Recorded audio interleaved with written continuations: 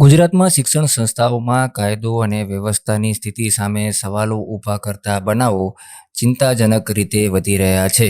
અમદાવાદની સ્કૂલમાં એક કિશોરની હત્યાથી શરૂ થયેલો આ સિલસિલો હજુ પણ વણથંભ્યો છે. કચ્છની વાત કરીએ તો કચ્છમાં પણ તાજેતરમાં 3થી વધુ એવા બનાવો સામે આવ્યા છે જે ભારે ચકચાર સર્જી રહ્યા છે. તેવામાં ભુજની સંસ્કાર કોલેજની બહાર એક યુવતી પર હુમલો કરી છરી વડે ઈજા પહોંચાડવાનો મામલો ભારે ચર્ચામાં છે. ગઈકાલે સાંજે યુવતી તથા અન્ય એક યુવક પર હુમલો કરવા મામલે પોલીસે તપાસ શરૂ કરી આ મામલામાં સામેલ મોહિત મુળજી સિદ્ધપરાની ગઈકાલે જ ધરપકડ કરી લીધી હતી.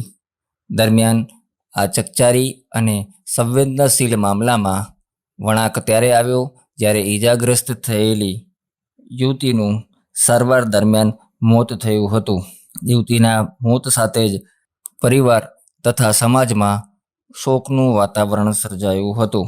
પોલીસે ગણતરીની કલાકોમાં આ મામલે આરોપીને ધરપકડ કરી લીધી હતી. પોલીસની પ્રાથમિક તપાસમાં સામે આવ્યું છે કે મૃતક તથા મોહિત વચ્ચે પ્રેમ સંબંધ હતો. જોકે યુવતીએ તેની સાથે સંબંધો તોડી નાખ્યા બાદ અભ્યાસ પર ધ્યાન કેન્દ્રિત કર્યું હતું અને ભુજની કોલેજમાં એડમિશન લઈ હોસ્ટેલમાં રહી ભણવાનું શરૂ કર્યું હતું.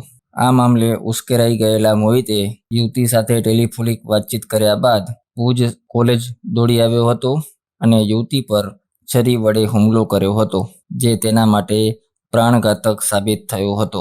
આ મામલે કચ્છના વિવિધ વિદ્યાર્થી સંગઠનોએ પણ કલેક્ટરને રજૂઆત કરી કચ્છમાં વધતા આવા બનાવો સંદર્ભે યોગ્ય કાર્યવાહી કરવાની માંગ કરી છે.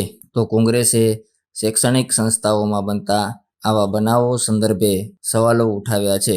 ગુજરાતમાં અગાઉ પ્રેમ સંબંધમાં આવા નિર્લજ્જ હુમલાઓ તથા હત્યાના બનાવો બની ચૂક્યા છે, પરંતુ કચ્છમાં આ પ્રકારે શૈક્ષણિક સંકુલ બહાર પ્રેમ સંબંધમાં થયેલી હત્યા વાલીઓ તથા શિક્ષણ જગત સહિત પોલીસ તથા તંત્ર માટે પણ લાલ બત્તી સમાન છે. ગઈકાલે એરપોર્ટ રોડ ઉપર આવેલ સંસ્કાર કોલેજમાં એક છરી મારવાનો બનાવ બનેલ, જેમાં આદિપુરની રહેવાસી સાક્ષી નામની દીકરીને આદિપુરના તેના ઘરની બાજુમાં જ રહેતા મોહિત મુળજી સિદ્ધપુરાનાએ છરી ગળા ઉપર છરી મારેલી. જે બાબતે પોલીસે તપાસ કરતા આ સાક્ષી અને મોહિત બંને આદિપુરમાં બાજુમાં રહેતા હોય અને બંનેને પ્રેમ સંબંધ હોય.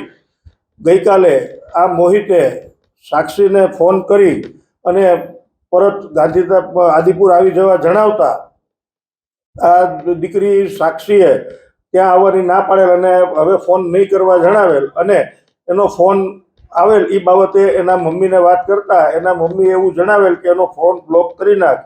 જેથી આ સાક્ષીએ મોહિતનો ફોન બ્લોક કરતા મોહિત અને તેનો મિત્ર જયેશ જયંતિ ઠાકોર બંને મોટરસાયકલ લઈ આદિપુરથી આવેલ અને સંસ્કાર કોલેજ ખાતે આ દીકરીને મળેલ અને ત્યાં આવવા એને સમજાવતા દીકરીએ કોઈ પણ સંબંધો નહીં રાખવા જણાવતા આ મોહિતે ઉશ્કેરાઈ અને સાક્ષીને ગળા ઉપર છરીનો ઘા મારેલ અને એને તાત્કાલિક હોસ્પિટલે લઈ જવામાં આવેલ.